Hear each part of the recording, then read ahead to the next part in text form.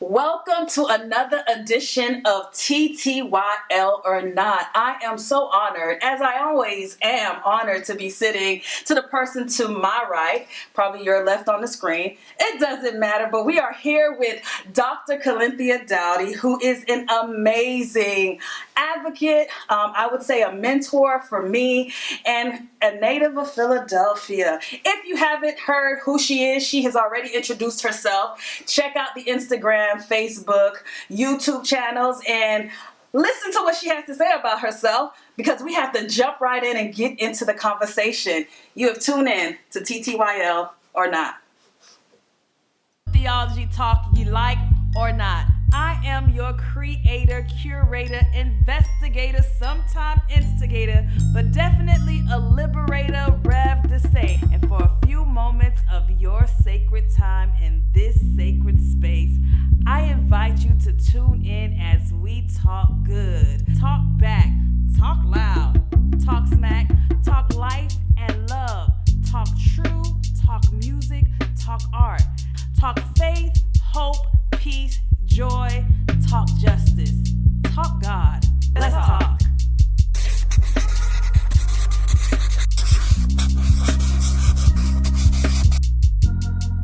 All right. So let's get into the conversation, Dr. Dowdy. Thank you for being here. Thank you for having me. Or not. I thank you for being a part of this platform. I thought it was important to have not only just a woman speak on the work that they do here in Philadelphia in their theological framework, but just shed light to some other aspects, and we'll get into the conversation of new millennials coming up, preaching, teaching the word, and the work that is still necessarily to be done in the church and maybe even abroad. Let's get into it. All right. I'm ready. So let's start. Let's just start basic definition. What is theology? How do you define it? How do you understand it? Theology, I guess a proper definition is the study of God. Humans studying God, trying to understand God and God's plan for earth, God's plan for relationships. But I like to add another piece to that when I'm thinking about theology. I like to think about theology from the lowest level possible. So I want to know what children think of when they think of God. I want a child's perspective of God. I want to know what people who are economically challenged think of when they talk about God. I want to know what women, black and brown women, trans women, think of when they think about God. So theology for me is coming up from the roots, coming up from the ground, and trying to understand God from the very lowest possible levels. I think we get more truth that way.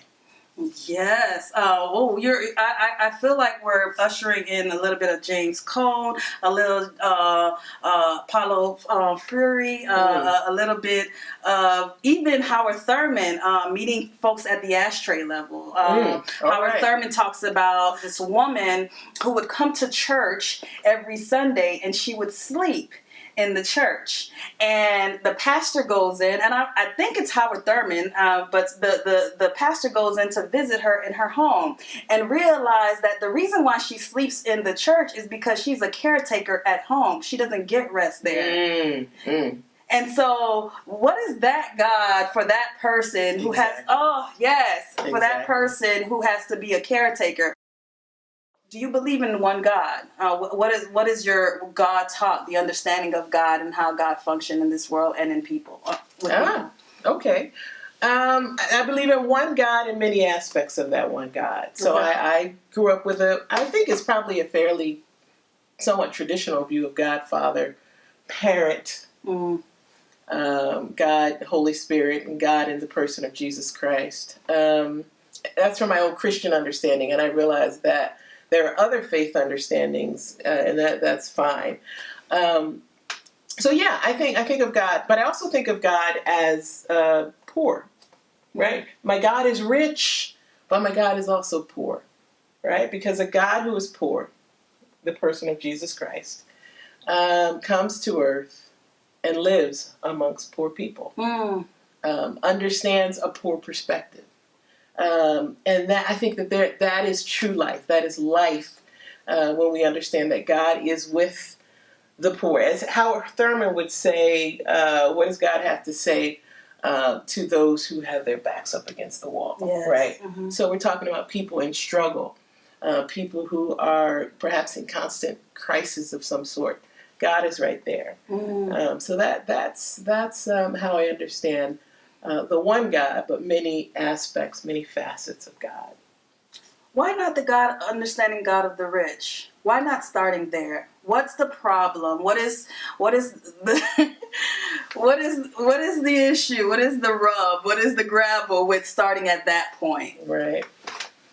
Well, I like I said, I like to think about really getting to whatever kernels of truth there are.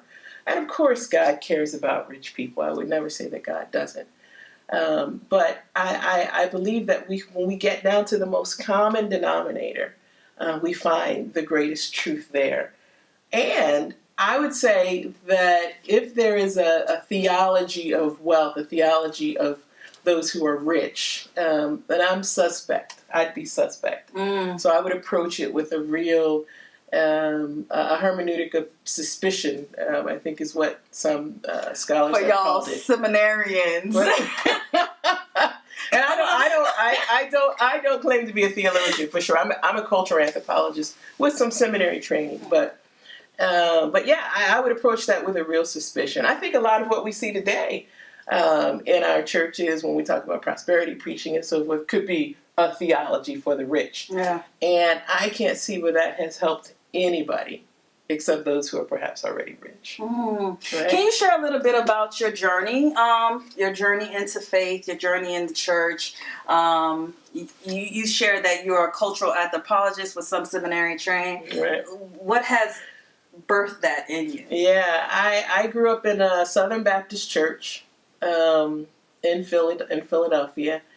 And somewhere in college, I don't know, maybe I was about 20, I started working with young people, and I got a real sense of a call. I felt like God was calling me to ministry of some sort, and I really enjoyed working with young people, and so I became a youth pastor in the Salvation Army, and I loved it.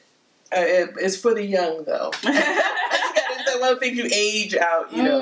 I loved it. And so that is what sent me to seminary. So I graduated from college with a degree in filmmaking. It was the time of Spike Lee. We almost living the same life. I see why you're my mentor. And then a few years after that, went on to seminary and studied. Seminary was very frustrating. It was very white and very male, and was not at all what I was anticipating. And I didn't have a real sense of where to go, which nobody advised me on a seminary to go to. So I ended up going to Westminster just because it was close to home, and it was traumatic. Quite frankly, it was traumatic. But I finished. I graduated, and then kind of washed my hands of church. For a bit. For a bit. What's a bit? For a few years. I was still a believer, but I washed my hands. At least a decade. Yeah, stop asking those questions. No, I think I will stop. I will respect that because here's the reason why I'm probing, and because I think there is a wealth of knowledge for people who are struggling in their own faith journey, are taking a pause and feel like, I'm not doing church right now, and wrestling with this idea like, I haven't been to church in years, and you just said it, like it's a while, but I'm still a believer. And so in that space where you haven't been to church for a while, yet you still believe, how are you journeying with God? What does God look like in that space? We started the conversation. So where is God? How does God operate and function and flow through that space when you are not going to church? That's a great question. And yeah, it was at least 10 years. Right. But what I found were a grassroots community. Within that time frame, I started doing anti-racism work out of the Mennonite church, which I eventually ended up becoming a part of. I went to an anti-racism training, and I met some incredible people who were doing those trainings, and they were people of faith. They were telling truth. Yes. And they were people of faith. And they were black women and black men and indigenous trainers. And I mean, it was Latino folk. It was incredible. And that group became my community. It became my church. It became my church. And I am forever grateful to that experience, but also just experiencing small communities, house church, if you will. Mm-hmm. So even though I was out of church, I was out of institutional church. Yes. But still connecting, still growing in my faith, and those were some real times. And it was in that time too that lots of things happened. So I thought about starting a PhD in religion, and I actually did about 21 credits at Temple University in their religion department. But then I quit. I decided, you know what? I don't want to study God in this way anymore, theology, right? I want to study people and how people understand God. And that led me to cultural anthropology, which is the study of humans. Wow. Human cultures, cultural anthropology. So I kind of switched it around, and people first. Yeah. Love is nice. Love is good, it's kind, and long suffering. Really, really, really. And it's used in so many different ways, right? So many different ways we use the word love. And with students, I work in a context where a lot of them are waiting to hear the I love you from a romantic perspective, so that they can have a rain by spring and get married. And that's great. That's good. That's nice. That's love. But love is so much broader than that. So as we were asked to talk about love, my thoughts actually went back to a 1984 song by Tina Turner from her album called Private Dancers, or Singing. But the hit track off that song was What's Love Got to Do with It? We could probably sing it together, right? What's love got to do with it?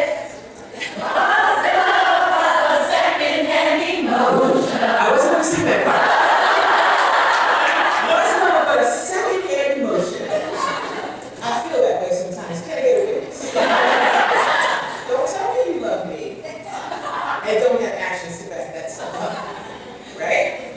What's love got to do with it? And just to say a little bit, I don't know, some of the young bucks in the room might not know a lot, might not even know who Tina Turner is. But Tina Turner and her ex-husband Ike had a tumultuous relationship. It was an abusive marriage, physically and emotionally. But one of the things we remember was that Ike was pretty famous for always telling Tina, baby, I love you. Every time she was ready to leave, but I love you. I love you. And the interesting thing was, in the midst of all that love, he was beating his wife. In the midst of, I love you, I love you, I love you, I need you, baby, don't leave me, he was abusing the person who was supposed to be closest to him. And it was finally when Tina decided to leave that relationship for good, when she actually realized her own inner liberation through some Buddhist chant, right? That she didn't have to stay in that. And it was out of that context that she wrote this song. So I often wondered, who knows where songs come from, but I've often wondered, was Tina bitter? So just even looking at that relationship, we can see, and that's a minor relationship, significant to them for sure, but that there's often a big, deep and wide perceptual gulf when it comes to love.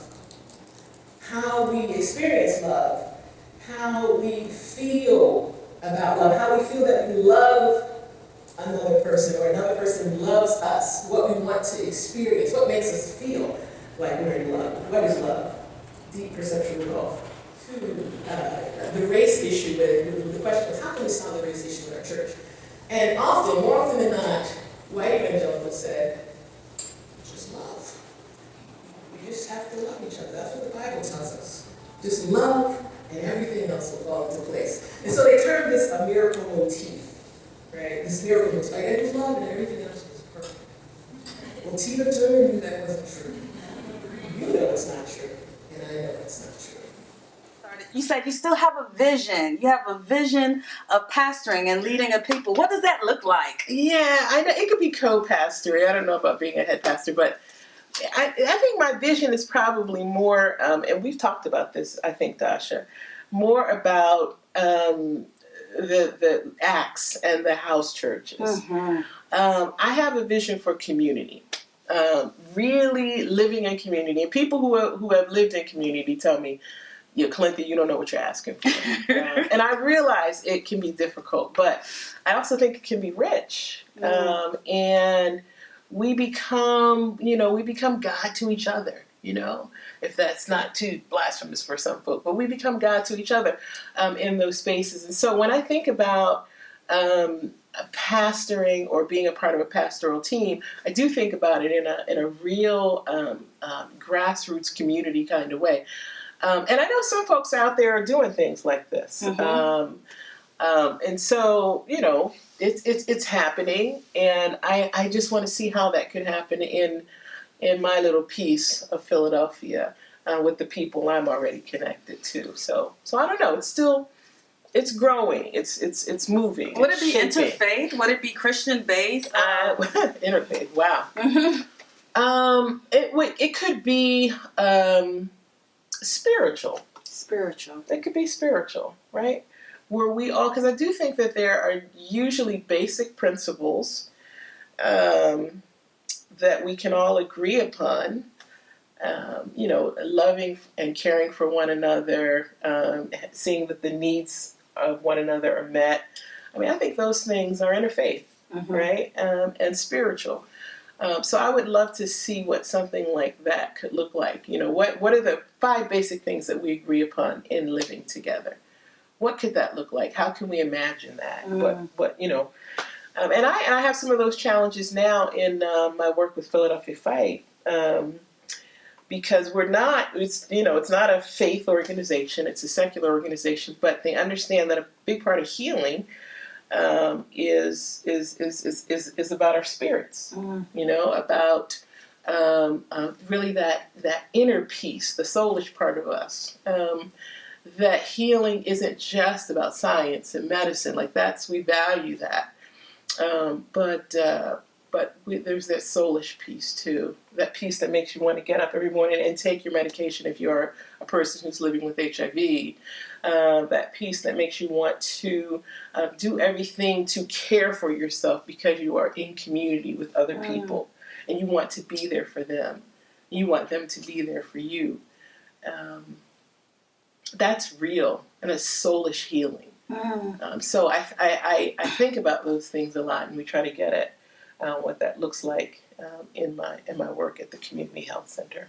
What brought you to the work with Philadelphia Fight? And it's very specific to a particular community of people working or were people with HIV and AIDS and spreading the knowledge, wisdom around that particular demographic of people. And also what I've learned since being around you and how you organize, but letting faith leaders know about this group and caring, part of it. Yeah. And caring for them in a particular way. Why so important? What brought this particular platform on? And how is it doing? So originally, and I've been there 6 years now, and I got into this work because I wanted to do something that was different. I've been teaching college for 25 years, and I wanted to do something different, something that felt meaningful and impactful. Students are wonderful, but I'll just leave that there. I wanted to do something different. We're going to get back to that. So Philadelphia Fight was creating this position, and I heard about it, and I went and talked to the folks, and went through the process and got the job. I do educating around HIV and AIDS, educating faith leaders. to try to get rid of stigma, and we want houses of faith to be more welcoming to people with HIV and AIDS, and because there's been a lot of spiritual violence. So that's an important piece, but also the work is broader than just HIV/AIDS. Yes. Right? So we talk about health and spirituality more broadly. Because you also added like this opioid addiction too, which is a really big thing here in Philadelphia, and safe needles, safe clinics, and things like that. Safe house, yeah. That's an important piece of the work that we are connected to as well. It really is broader than just HIV, but that is a critical piece. If you hear some of the stories from some folks who are living with HIV about their experiences in churches in particular, where people are just not, people find out, that they're a person living with AIDS and they're not welcoming, or they, don't want to touch you because of all this misinformation, right? Wow. So part of my job is to educate faith communities about how is this contracted, how is it not contracted. Yes, you can sit next to someone and be fine. You can touch people, you can hug them, you can embrace. It's not a problem. It's a very intimate, HIV is contracted in very intimate ways. And so I do some basic educating like that, because folks are basically the root of all that stigma is fear. It's fear. Ignorance. And ignorance. Yeah. Call it out. Yeah. No, absolutely. But folks are scared. They really are. They are. And they don't need to be. Yeah. They don't need to be. So it's meaningful work, and it has challenged me. I mean, it's work. It's not anything I've done before. It's challenged me and helped me to grow. And I have met some of the most incredible people that I've ever met in my life through this work. I mean, just incredible people, and have made some lifelong friends. And so I receive as much as I try to give. Ashe. Let's talk about the cohort, because that's where the meeting, like there's a cohort, a group of people who can sign up for a cohort and learn about. Basically, the course is geared towards faith leaders and teaching them about HIV and AIDS. That's what the course is about. But we do some broader things too around faith and healing and so forth. So we talk about the science. Where did HIV come from? Nobody really knows, but there are some guesses out there.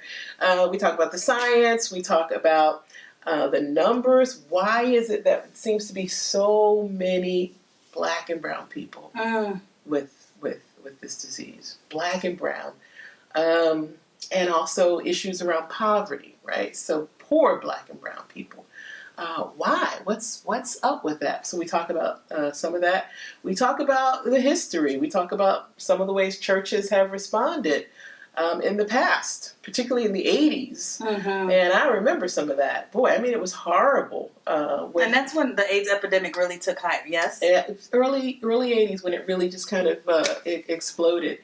And and people were dying. I mean, people were dying in droves. And so there was incredible fear, and there had to be some educating, and medical providers were still learning things about the virus as well. So, but it is no longer a death sentence. It is able to be controlled, just like any other chronic disorder. I have high blood pressure. I have to take a pill every day.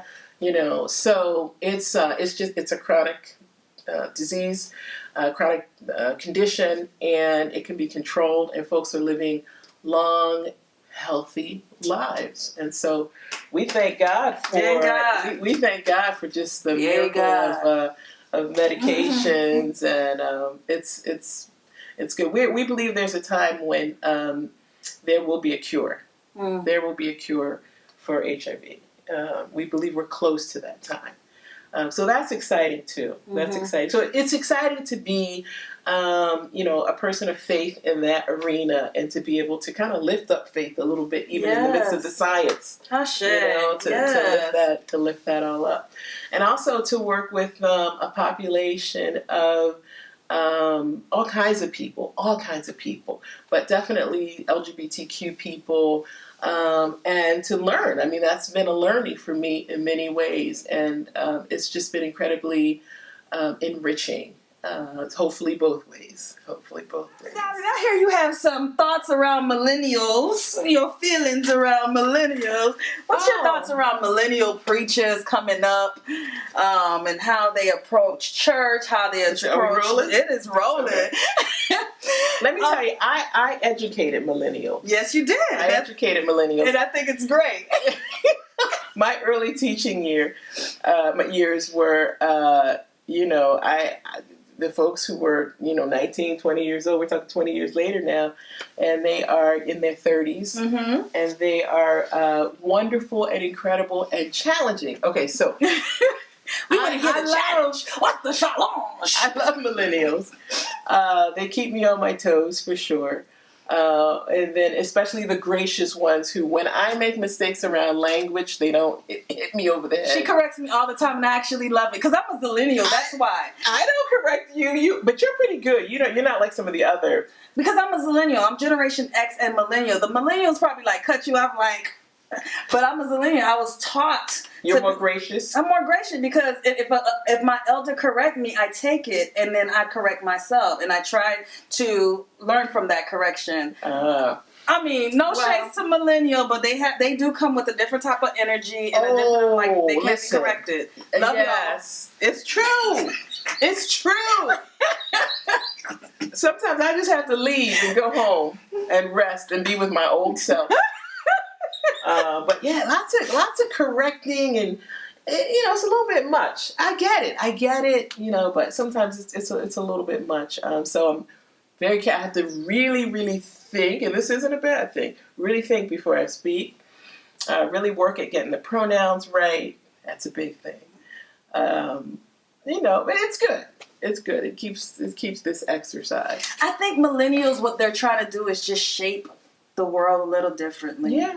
And I think the aim is really about inclusivity and not excluding folks. It's really what the church should be doing, and trying to include. And so having all these pronouns, I am challenged by the pronouns myself, and it comes easier for me. I definitely like to be called the way I want to be called. Mm-hmm. Because identity and representation matters. It matters. Right?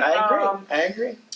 And so even with me being somewhat a part of this generation, I get it. But I also sit with the elders who have a harder time. And so what that would look like to have intergenerational, have a conversation about the world that they have come from, and the world that we are trying to create in order to pass it on to next. Because the reality is that these millennials, right, are going to be much older, and there's this generation coming right behind, and it's going to be saying similar things.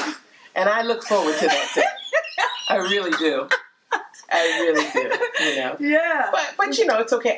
The younger one, my nieces are 17 and 19, so I don't know what they're called. Mm-hmm. But they are, they're so chill. Mm. Just about everything, They have anxiety like most teenagers, but they're very chill when it comes to identity things, and LGBT communities and language. It's very natural for them because they're growing up right into it, yeah. And that is encouraging, They're very chill. Dr. Dowdy. You talk about your niece. I always love your Instagram. You're a traveler. Where do you experience God? I know you talked about this community that you found in this period of time in your journey where you weren't doing church, at least the structural part of church. How do you experience God? What are the rituals and practices that ground you? So the travel piece. I don't know if you've ever gone somewhere and you're there for a while. You leave and you go back again and you say, wow, this is home. This is home. That is Brazil for me. I lived in Brazil during my I'm crying. Research. I have to say this. I'm sorry. Because you made it possible, and I want to thank you publicly for me to see Brazil. The year before, I was supposed to go to Brazil with my mother to do a presentation with Dr. Geneva Cannon, and it didn't happen. My mom was ill, and I was like, I'm not going if she's not going. I really wanted to go. And then the year came around, exactly the following year, around the same time, and I got to go to Brazil. Trip paid in full, and I want to thank you because I haven't gone back, and I was going back this month. I was supposed to go back because I love this so much, and indeed it feels like home. And I've been a lot of places. Exact same here, a lot of places, but Brazil feels like home, and I'm sure especially Salvador. I spent most of my time in Rio, but boy, Salvador is special. It really is. But that to me is faith too, right? Like what does your faith feel like? It feels like going home. It feels like going home. It feels comfortable. I feel embraced there. I feel accepted, right? That's a faith experience. That's a religious experience, right? Going home. And so that's that as it relates to travel. That's one of the places I love. Most because it just feels like home, and I'm due a trip back. It's been too long since I've been. I would love to go with you. So yeah. Just see how you experience home. Yes. People are different when they home, y'all. Take you to meet my people. They get loose. Yes. We have a good time though. Any practitioners in the faith, preachers, those who you follow, theologian that grounds you. What does that look when you're with Calinthia Dowdy by yourself? How do you journey with yourself? Not traveling, home. I think I'll probably think about this later and come up with a theologian, but some of the theologians that ground me are not theologians proper. I mean, for me, Toni Morrison is a theologian. Yes. I mean, that her work speaks to me profoundly. Yes. Color Purple was Alice Walker. She's a theologian. My God, right? So say the name. So that is what I mean when I say that for me, theology isn't. I don't go over here, particularly to I was trained in the white gods, right? The white theologians, So I leave that over there. Yeah. And you find God where you find God. You find God where you find God, and I find God in a lot of the writings of women of color. Yes. So that is what gives me life. That is what gives. I have a real hermeneutics of suspicion.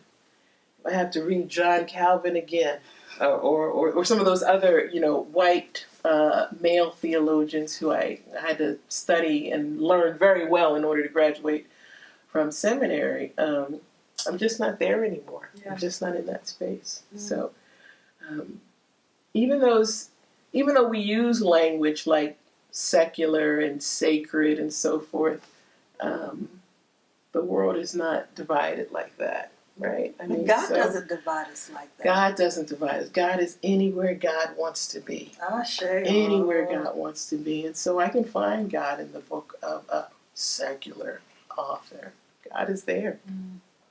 So those are some of the, I get, once in a while, if I give a sermon somewhere, my best sermon inspiration and it comes from things I'm reading that's not the Bible, right? I can go to the Bible and open it up and say, wow, that same thing happened right there, right? And it just all comes together, But, those false dichotomies. Yeah, God is where God wants to be. So that's how I understand theology. How you say that with such ease, the elders in the church would say, "Baby, just live a little." You know what I'm saying? There's this ease, there's this fluidity that comes, this knowing, this freedom that comes with just knowing that you know that you know that you know. And some people would say that you get to that point when you're closer to the grave. But I don't know. I beg to differ. That I think there comes with life experiences. And so how do you get to that point, what brought you to this point that you know the God that you know currently? Brokenness. Hard times. Sorry, forget my stomach. I think a real brokenness. Disappointment in church, institutional church spaces. Just being wounded, it doesn't feel good. Mm-hmm. But boy, you can come out of that with so much insight and so much wisdom. And you just begin to look at things a little bit differently. So I think life experience, even especially I would say, the hard knocks of life, kind of take you through these valleys, and hopefully you come out on top, and you see a bit differently, and speak a bit differently, and move a bit differently. And I'm not one to, I'm not a big talker, not too showy, I don't think, but very, very secure and comfortable in what I know and what I believe, because it's mine. It's my experience, it's my reality, it's my brokenness. So I think there's healing in that. Thank you, Doctor. Thank you, Dr. To support this platform, please consider giving. And don't forget to like, share, and subscribe to Theology Talks, you like or not.